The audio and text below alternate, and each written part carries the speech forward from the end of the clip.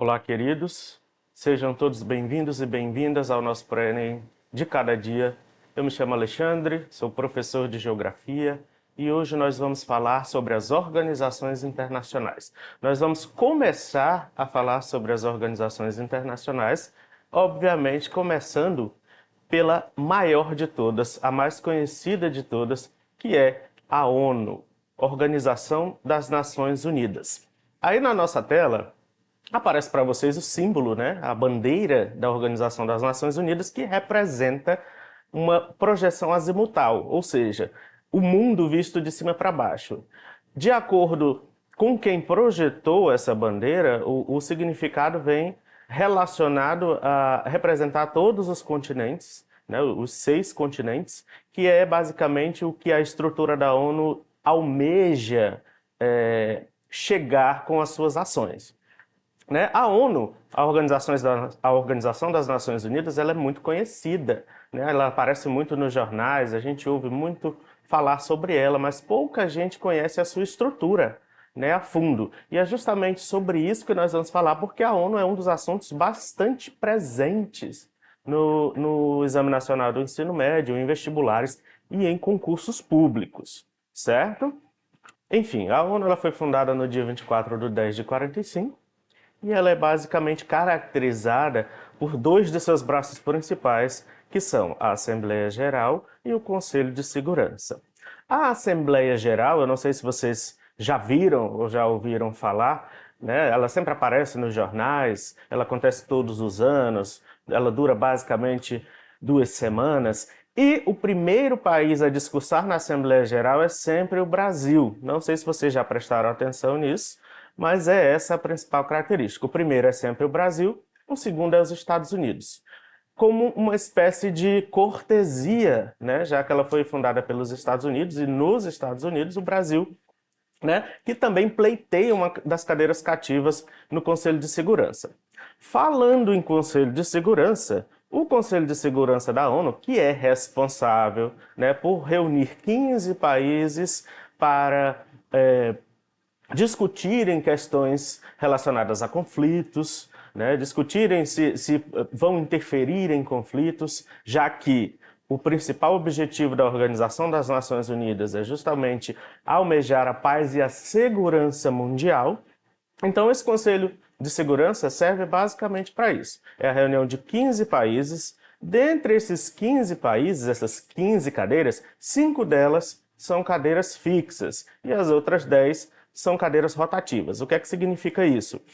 De 2 em 2 anos, as 10 cadeiras rotativas são mudadas as representações dos países. Geralmente, esses países representam todos os 5 continentes, né? No caso, nós temos 6 continentes, mas a Antártida é um continente gelado. Então, todos os países devem contemplar os 5 continentes restantes, né, para uma certa equidade entre as representações.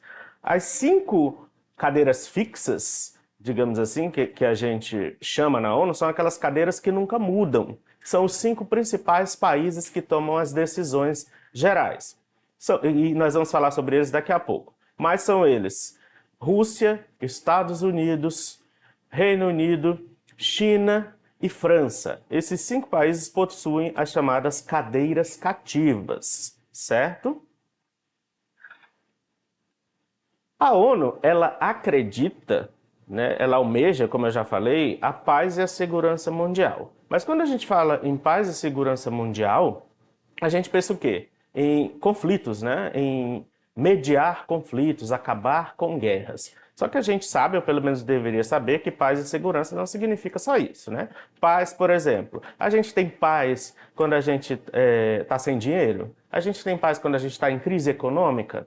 A gente tem paz quando a gente está com fome? De jeito nenhum, né? Justamente por isso, quando a ONU fala sobre o seu objetivo de paz e segurança, ela almeja algumas vertentes, ela trabalha em diversas vertentes, não só na questão de conflitos, mas também em outras questões econômicas, sociais e políticas. E a gente vai falar sobre isso agora, né? A primeira delas, que diz respeito ao cerne da manutenção da paz e segurança, é justamente o seu exército, os peacekeepers.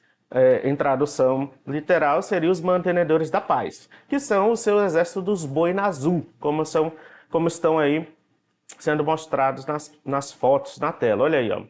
Eles são assim chamados, obviamente, isso é autoexplicativo, como vocês veem aí nas fotos, eles são chamados porque as suas boinas, os seus chapéus, perdão, são na cor azul, com aí, como está mostrando aí a imagem à esquerda, UN, né? As duas letras é United Nations, Nações Unidas. Esse exército, em teoria, ele é responsável por algumas questões. Basicamente, monitoramento de acordos de paz, proteção de civis, assistência humanitária, proteção de algumas instituições democráticas. E eu digo em tese porque uma das cláusulas do contrato da ONU em relação aos peacekeepers, né, a esses soldados, os boinas azuis, é que eles não devem possuir armamentos, ou seja, eles só podem estar armados se for em legítima defesa, né? Mas a gente sabe que para atingir esse objetivo, né, por exemplo, de proteção de instituições, assistência, né, monitoramento de acordo de paz, por exemplo, quando acaba uma guerra, eles interferem para que essa guerra não volte, né? Eles às vezes criam assentos em determinados territórios para que essas guerras, esses conflitos sejam apaziguados. A gente sabe que às vezes nem sempre isso é possível sem armamentos. Inclusive, essa é uma das críticas relacionadas à ONU, justamente algumas denúncias são relatadas de abusos, de crimes contra a humanidade relacionados a esse exército, né? Mas isso é tratado pelo Tribunal Internacional, que é um dos 3 braços principais, como eu já falei, da Organização das Nações Unidas. Certo? Passando adiante, a gente vai para o segundo tópico relacionado à paz e à segurança da ONU, que são o quê? Os direitos humanos.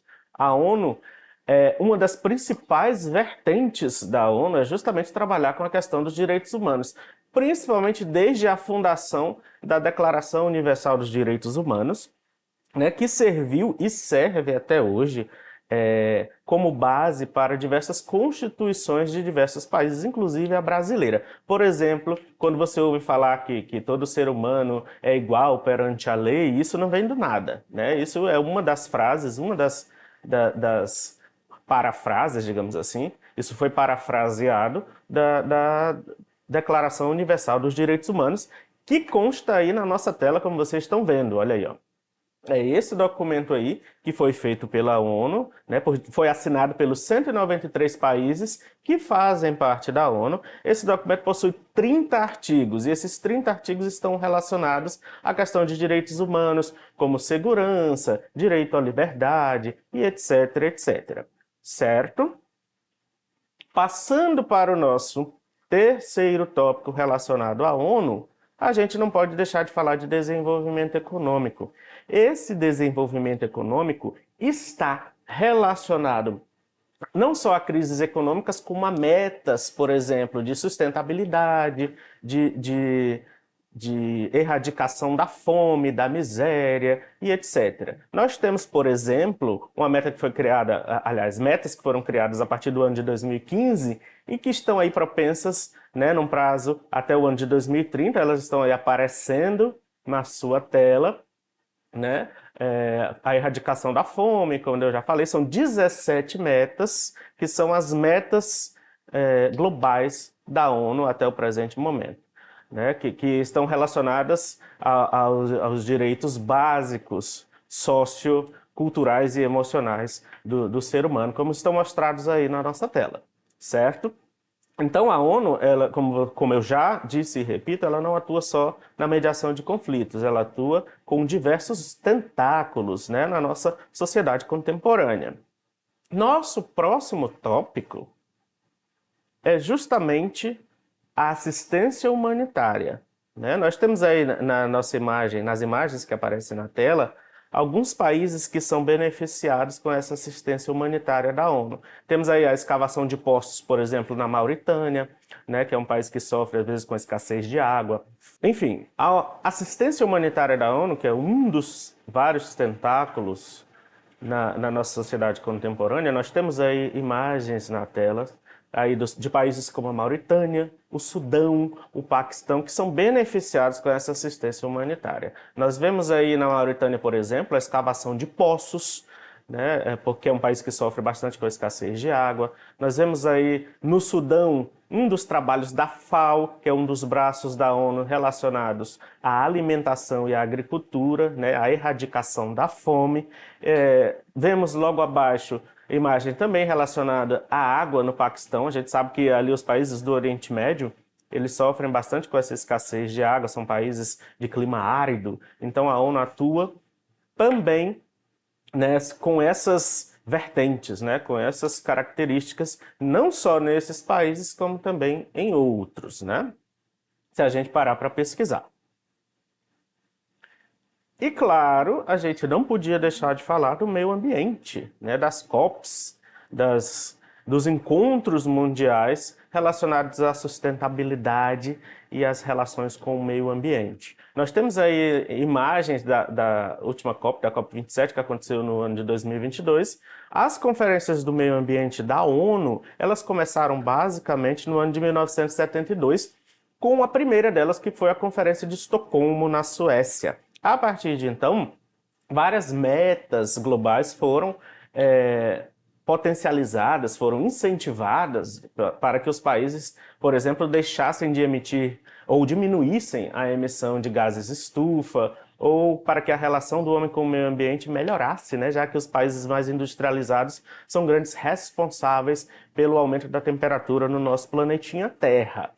Justamente por isso temos aí nessa imagem de baixo a United Nations Climate Change, que é nada mais, nada menos do que as Nações Unidas para as Mudanças Climáticas. E, logicamente, o painel de cientistas da ONU, que são responsáveis por fazerem pesquisas, fazerem relatórios, emitirem os seus pareceres relacionados às mudanças climáticas, que são o IPCC, o Intergovernmental Panel on Climate Change, o painel intergovernamental para as mudanças climáticas, que é um grupo de cientistas, como eu já falei, que são responsáveis por fazerem essa catalogação das características da mudança climática ao longo dos anos.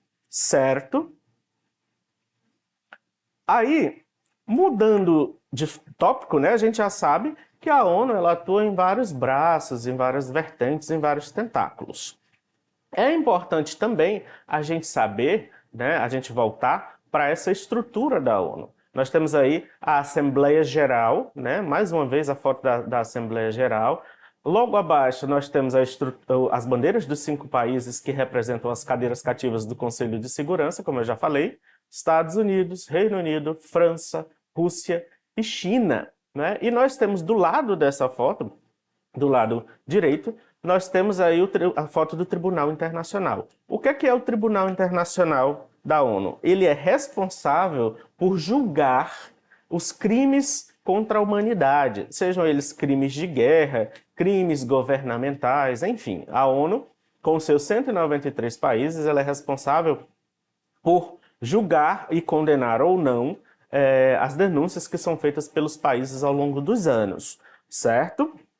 É importante a gente entender essa estrutura para que a gente fique atento, né, às notícias. A ONU ela está muito presente nos noticiários, nos livros didáticos, nos concursos. É interessante que a gente esteja a par dessas características, certo?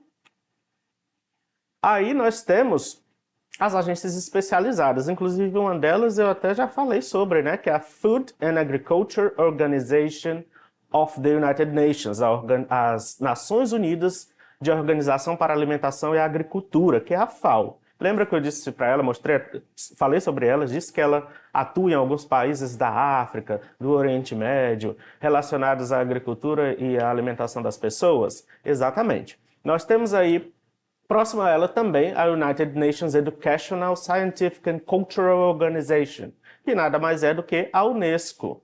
Nações Unidas para a Educação, Ciência e Cultura. Esses são algumas agências especializadas que são outros braços da ONU. A Unesco, por exemplo, atua na educação de qualidade, né, atua na cultura, na pesquisa científica, entre outros fatores que são relevantes, né, para a nossa vida, né, como um todo, para a nossa vida social e econômica. Certo? Passamos adiante, então, para que a gente possa exercitar o nosso cérebro, não é verdade, minha gente? Como eu disse, a ONU é um assunto bastante relevante. Então, ela cai em diversos concursos e, obviamente, ela não ia ficar fora do Enem, não é mesmo? Temos aí uma questãozinha do Enem, que ela diz o seguinte: os objetivos da ONU, muito fácil essa, hein? Objetivos da ONU, de acordo com o dispositivo no capítulo 1º de sua carta, são 4. 1. Manter a paz e segurança internacionais. 2. Desenvolver ações amistosas entre as nações, com base no respeito ao princípio de igualdade de direitos e de autodeterminação dos povos. 3. Conseguir uma cooperação internacional para resolver os problemas internacionais de caráter econômico, social, cultural ou humanitário. E 4. Ser um centro destinado a harmonizar a ação das nações para a consecução desses objetivos em comum. O enunciado da questão, né, depois de mostrar esses 4 objetivos principais, ele diz o seguinte: de acordo com os objetivos descritos, o papel do organismo internacional mencionado consiste em... Meu Deus do céu, gente. O que é que essa pergunta tá pedindo? O que é que ela está solicitando? Ela está dando aí de bandeja para vocês, né, as 4 principais vertentes, né, dos objetivos da ONU, né, e está perguntando qual é o principal objetivo, né, que nós falamos tanto na nossa aula de hoje. Letra A. O objetivo da ONU é regular o sistema financeiro global, gente. Nós falamos sobre isso. B. O objetivo da ONU é mediar conflitos de ordem geopolítica. Letra C. É legitimar ações de expansionismo territorial. Letra D é promover a padronização de hábitos de consumo. Ou letra E é estabelecer barreiras à circulação de mercadorias. É importante a gente frisar aqui, como eu falei, a ONU tem diversos tentáculos, mas ela tem um único cerne, né? Um único objetivo.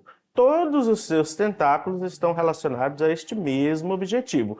Por isso, lendo essa questão, a gente sabe que a resposta, o nosso gabarito, é a letra B, né? Que é o que mais se relaciona aí com os tentáculos da ONU, que é mediar conflitos de ordem geopolítica. Lembrando, mais uma vez, o que o professor falou, a ONU, né, quando ela fala de paz e segurança, ela media sim conflitos, mas ela não está relacionada apenas a isso, certo? É importante você estar inteirado sobre esse ponto, que é bastante importante na resolução de questões, certo? No mais, é só isso por hoje, a gente fica por aqui, espero que o nosso tempo tenha sido proveitoso, aguardo vocês nas próximas aulas, fiquem bem.